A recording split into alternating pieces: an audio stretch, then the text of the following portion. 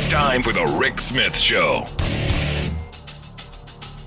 Now, here is the voice of the working class, Rick Smith.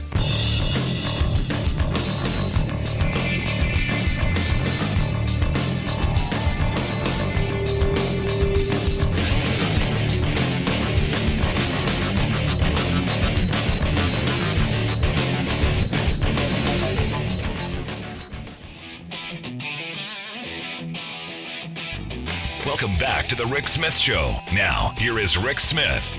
So for years, we've been talking about, just how biased our Supreme Court under the leadership of Chief Justice John Roberts has become. And look, because the vast majority of decisions we know go towards the corporate, toward the moneyed interest. And I've been saying, just for a long time that workers, all they want is a fair shake. We want a fair shake from our high court, and we're not getting it. So the question is, with all the recent disclosures around Clarence Thomas and Neil Gorsuch, and now you've got Chief Justice Roberts saying he's not going to come and testify in front of the Senate, how can working people get a fair shake when our court appears to be bought and paid for by the very wealthy? And that's why I've asked Rhode Island Senator Sheldon Whitehouse to come share some thoughts with us. Senator, thanks for taking time for us. Good to be with you. Thanks for having me on. So, this is where my mind starts. Let's start here, Senator. I mean, average everyday working people just want their court to be fair, want to get a fair shake in front of the court. How can we have a system where, our justices are being wined and dined and vacationed and flown around by the very wealthy and powerful when working people don't have that kind of access? Well, the problem is that billionaires do have that kind of access, and they have been working it. Highly motivated billionaires, I should add, have been working it to exert control over the court in a whole variety of ways, from being in the background as that Federalist Society list was put together, to advising Trump on which judges he should pick off the list, to funding the ads for the nominees who were chosen, to sending flotillas of front groups into the court as what they call amici curiae, friends of the court, to write briefs telling the court what they want them to do. So the pattern of all of this overlays in a very unpleasant way with the pattern of billionaire influence and generosity and secrecy around the Thomas gifts. Yeah. Now, just not too long ago, I think it was the Center for American Progress did a study of the cases before the court. And they found that whenever the Chamber of Commerce puts an amicus brief in, to your point, that they win more than 70% of the time, which is where I keep saying, our court seems to be so biased onto the side of the moneyed interests. And look, this kind of stuff doesn't give the court any more credibility. And you would think, being, the high court of the land, the Supreme Court, that you would take that a little bit more seriously than what we're finding out. I did a published report years ago that looked at the 5-4 decisions of the court, where the 5-4 broke along partisan lines. And in virtually every one of them, there was a very obvious right-wing, big Republican donor interest in the case. And so we dug in a little bit further and looked at the outcomes. And of the, I think it was 73 cases that were 5-4 partisan and had a big right-wing donor interest implicated, the score was 73-0. Wow. 73-0? 73-0. Every single 5-4 partisan case with an identifiable right-wing interest in it went for the identifiable right-wing interest. So this just goes back and solidifies my view that working people don't have a chance. Because one of the things I talk about all the time here, I fear this court is moving us back into the direction of the Lochner era, where there are no laws that can protect working people, no minimum wage laws, no maximum hour laws, no safe working condition laws, none of that stuff, that we end up back in kind of an oligarch-run country where the court is no friend to working people. So I'm listening to you say this, and man, we're steamrolling towards that. I think the record of the court gives plenty of evidence for your thesis, and it only got worse when they went from 5-4 to 6-3, and whatever moderating effect Justice Roberts could claim to have was evaporated by him no longer being essential to a majority. That's an interesting question. What's this going to mean to the Roberts? Because Roberts is a guy that I think legacy matters to him. This is going to tarnish his legacy for I think forever. I think this is going to be what his legacy will be. Just how corrupt they appear. Yeah, my take has been that Roberts will do whatever the big donors expect and want, up to a point where the move is so sudden, so dramatic, so drastic that it risks damaging the reputation of the court. Thomas and Alito are just like him up to that last point, but they don't care very much about the reputation of the court. They just want to get the job done for the donors that put them there. What do you say? What do you say, Senator? I had a bunch of people tell me that the whole system's corrupt. It's all bad. This isn't just them. I'm making much ado about nothing. How much of this is this is just how the game has always been played, or are we taking this in the wrong direction? Well, I would say, first of all, I think dark money has completely rotted out Congress on issues that are important to the big dark money donors. So there are issues in which, I think some general skepticism about Congress and politics is appropriate. And the problem with that is that, members of Congress have been corrupt forever.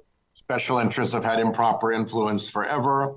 But the court has usually been exempt from that. The court has often been a check on that kind of behavior.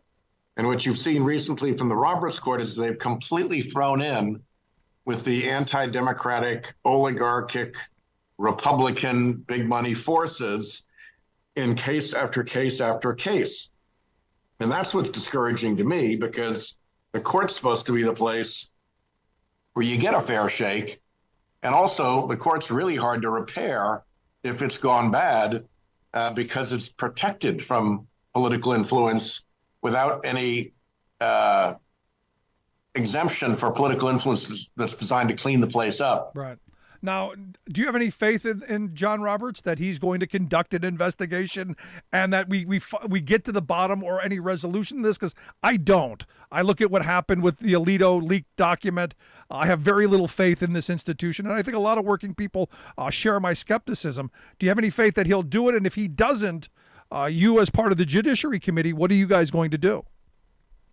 I asked him to undertake an investigation of the Thomas incident, and he referred it to the Judicial Conference, which is other federal judges. He's the only Supreme Court justice in the group, who then referred it to their Financial Disclosure Committee.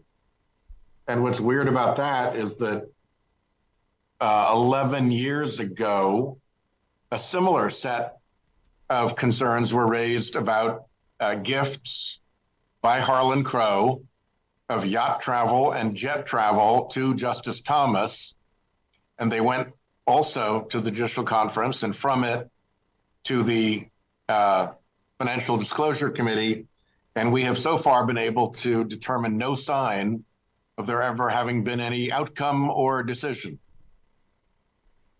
So what you're telling me is don't have any faith in whatever investigation comes out of this. So which means that you as a legislator...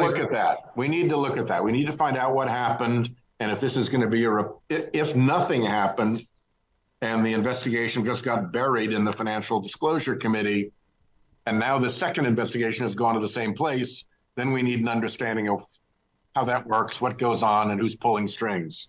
Now, I understand you guys are going to have a hearing on June 2nd that Roberts was invited to. May 2nd, yeah. What are we expecting to come out of this? What are we hoping for? Well, Roberts has declined to attend, so we have a panel of experts on judicial ethics who will come in and share their views. I expect what is likely to come out of it is the obvious. They will confirm that if you have a code of judicial ethics and a bunch of ethics statutes that the justices are nominally bound by, but there's no ref to blow the whistle if they break the rules.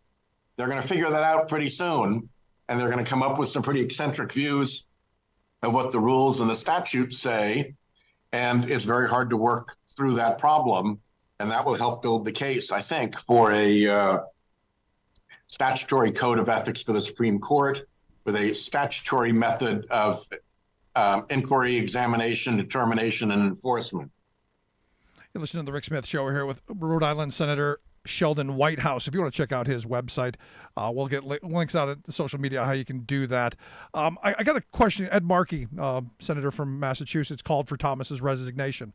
Are we on board with that? I mean, is there any way that this, rises to the level of him being ousted? Because I got a lot of my left friends going, we need to impeach, we need to do all this thing, he's going to go.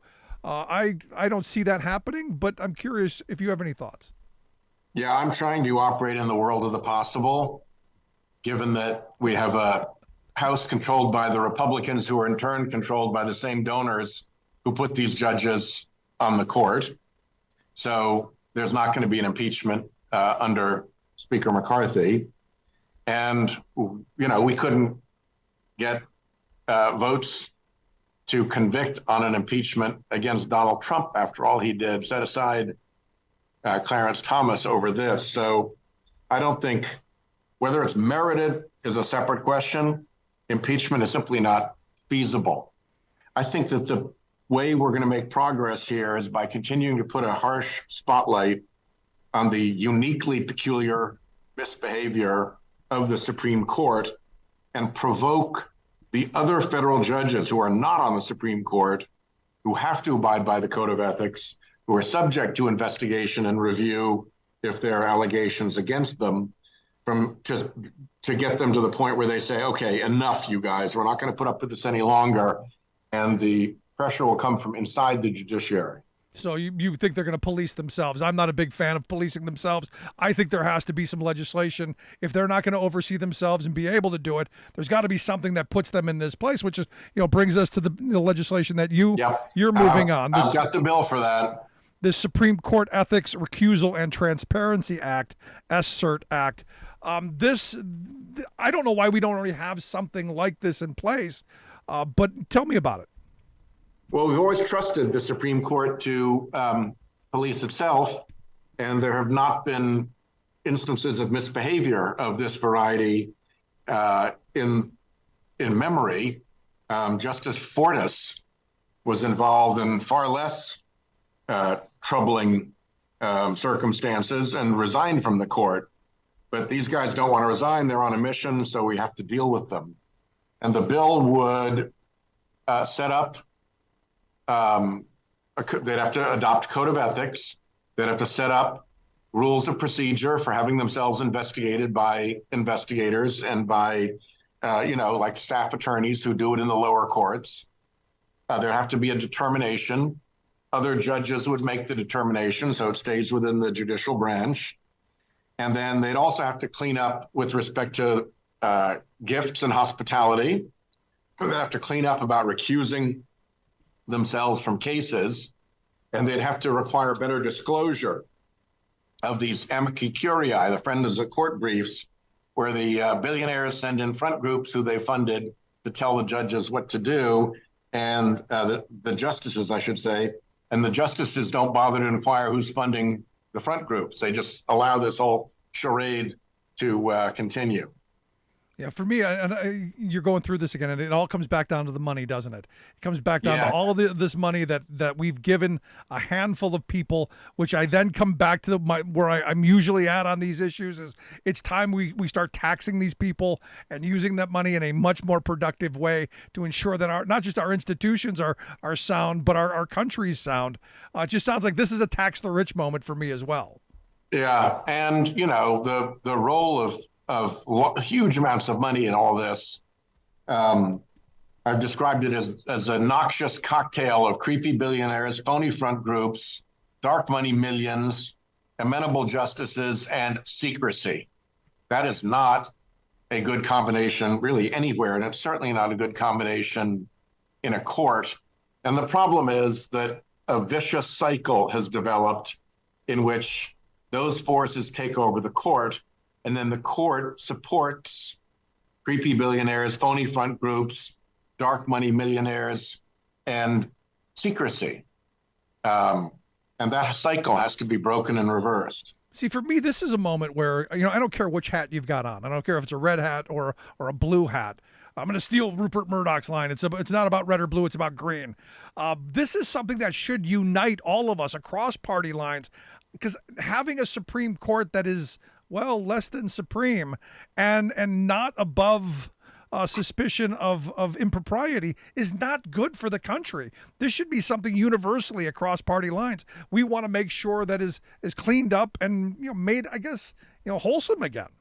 Yeah, and I think it's a tell when it's not just elected politicians talking about it, but when it becomes more of a topic among other judges. And what I'm hearing is that it has become a topic among other judges, and they're really quite sick of what they're being obliged to have to swallow from the Supreme Court. Because it makes them look bad too, I would think. I mean, it makes the whole system look bad. Yeah, it makes the whole system look bad, particularly when the excuse of the Supreme Court is, oh, we're not breaking any rules here. This is the way the rules are. We're living within them.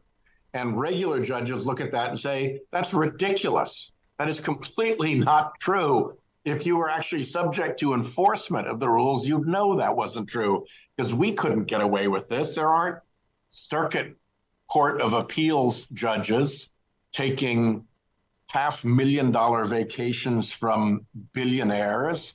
They aren't Circuit Court of Appeals judges rigging the rules so that they can ask the owner of a resort for a vacation and then take it and keep it secret as personal hospitality because the owner of the resort invited them personally, even if they don't know the person. Stuff like that, there's just no way that's credible in any other court. No, and here's the thing, and maybe it's just because I'm getting older. I'm old enough to remember when this was wrong. I'm old enough to remember when this would have been something that would have outraged everyone until someone had to resign. I'm old enough to remember. Like Fortas did. Yeah, I'm old enough to remember that this is something that we shouldn't want, and not something that's based on politics, right or left, but right or wrong. And this is wrong to me. It smells of wrong in every way. So the last line of questioning I've got for you is, how do we pull people around to remembering that this is wrong? Take off the red hat, take off the blue hat. This is about the green, to steal from Rupert.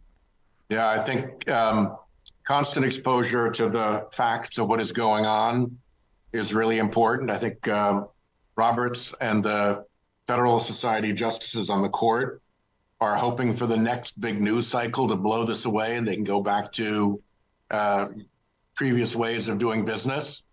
The last episode in which Clarence Thomas didn't report his wife's income from the right-wing front group, the Heritage Foundation, was back in 2011. And here we are in 2022. Yeah. Back then, he was accused of taking gifts of yacht travel and jet travel from Harlan Crow. Here we are in 2022 having to relive it.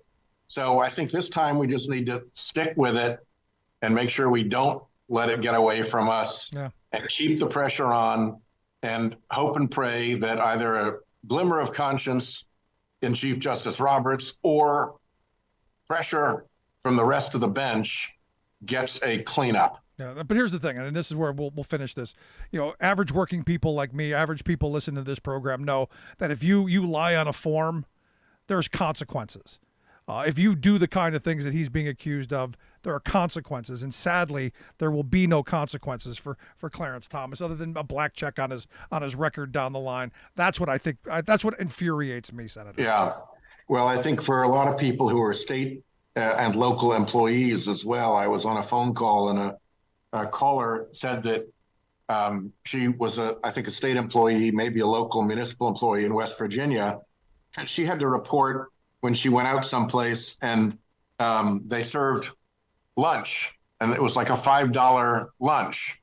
And she had to go through all these, reports about the $5 lunch that she got.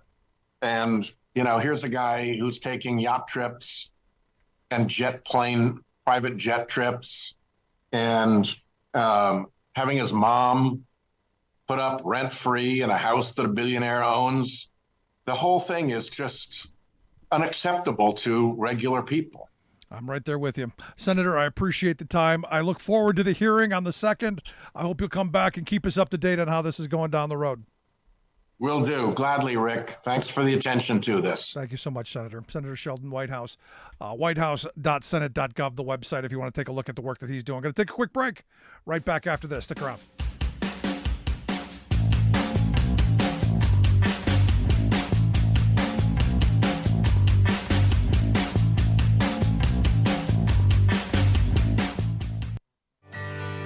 From the steel mills of Pennsylvania to the auto factories of Michigan to the modern makers movement, manufacturing makes our nation great. I'm Scott Paul, president of the Alliance for American Manufacturing. We bring business and labor together to advocate for policies that everyone can agree on. Together, we can strengthen manufacturing and create good-paying American jobs. Help us keep it made in America. The old factory towns in America's heartland have been taking a beating. Thing is, though, there's a light at the end of the tunnel. And after years of politicians talking about it, they finally passed a big new infrastructure package to rebuild roads and bridges, fix drinking water systems, and make the energy grid more secure. We're finally turning things around after 40 years of screwing over working people. But will we keep moving in the right direction? That's our choice as Americans. You're listening to The Rick Smith Show, where working people come to talk. I look at this, and the angering part of all this is they do it right out in public, right out in front of us. And I've been screaming about this for years. I mean, Senator Whitehouse brought up the fact that, back in 2011, you had, I think it was on 60 Minutes, actually, that Clarence Thomas was talking about all the gifts that he had gotten and all, driving his big RV and the money for Ginny to go work at the Heritage Foundation and do all the Tea Party stuff she did. Because, hey, access to a sitting U.S. Supreme Court justice gets you kind of a high-paying gig. But it's even more than that. I mean, it's not just Thomas, understand. It's all of them. It was... What did the one Times report say? Scalia took more than 250 subsidized trips. In fact, the one he died on, where he died, he was on one of these subsidized trips. He was on a hunting ranch owned by some guy named Poindexter. And you go, why? Now, Scalia used to whine all the time that he believed he was underpaid. But I guess you throw in the perks, Stephen Breyer, they say, took more than 225 subsidized trips from 2004 to 2018. And look, the numbers are all there. This isn't, it's what they've been doing for a while, but it's gotten really just completely out of hand. And one of the things that the Times pointed out is that they hold these black tie events and they trot these justices around and, to get access to them. And they hold an annual black tie dinner where the ticket is at least $5,000 to get in. How many working people got $5,000 to go to a rubber chicken dinner? How many? None that I know of. These are the rich and powerful. These are the special interests that we now have a historical court, a Supreme Court Historical Society that raised last year, according to the Times, $6.4 million from special interests and groups that have business in front of the court. Because why else would you go other than to get that 5 minutes to talk with the justice? Hey, my guy, I go back to what I said before. I've had friends who have served in Congress. They all tell me the same thing. No one's ever bought my vote, but they buy my ear 15 minutes at a time to lobby their issue. So when I call them and ask for money, they go, yeah, I'll give you money, but I got this problem. And to get the money, you got to listen to the problem. And eventually you come around to their way of thinking. Because if you don't help them with their problem, guess what happens? No more money. And this is where money in politics is the problem. And the sooner that we wake up to that reality and rein that in, especially from all of these right-wing think tanks and these front groups, and look, there's a little bit of that on the left too. I'm not naive to that fact, but the right does it so much better. The corporate interests do it so much better because they've got so much more money. I know, George Soros. But for every George Soros, there's 20 right-wing billionaires who are funding, for the love of dogs and puppies. And it's got to stop. That's why I'm glad to see someone like Sheldon Whitehouse out there fighting the good fight. Want to hear your thoughts? Email me, rick@thericksmithshow.com.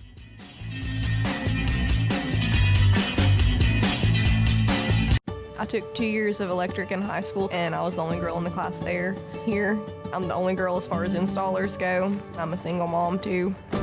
I joined the union because it gave me options for healthcare and life insurance so that I know my son's taken care of.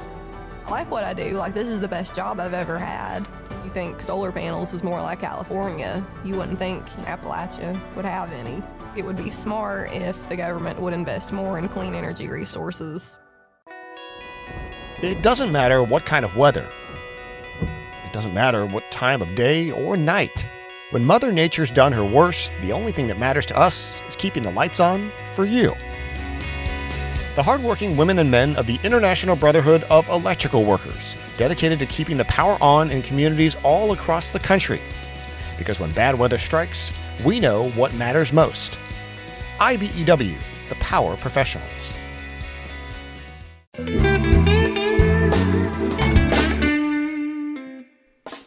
Before we close the program, we want to take a moment to thank our viewers and to share a little bit about why we do what we do. At the Rick Smith Show, we believe that media today is almost entirely controlled by corporate greed. So we have now 24-hour news channels. But instead of 24 hours of news, what we get is 1 hour repeated 24 times, and with tons of commercials creating obscene amounts of profits. Information once presented as a public service has now become a private commodity. So when lies make money, lies are what we get. We get a corporate-controlled rage machine feeding us anger and hate, trying to convince us that our problems are right, left, or red, blue, when they are and always have been up, down, the wealthiest 1% versus the rest of us. Our goal is to be an alternative to that machine, not as a news show with a fancy journalist out front, but as a talk show run by a union truck driver and a team of working-class heroes just like you. Everything we do, both what we get right and what we get wrong, is dedicated to advancing the interests of America's working families. No corporate ad buys, no think tanks, no focus groups, no talking points. We are media by working people for working people. Thanks for tuning in. We'll see you back here next time.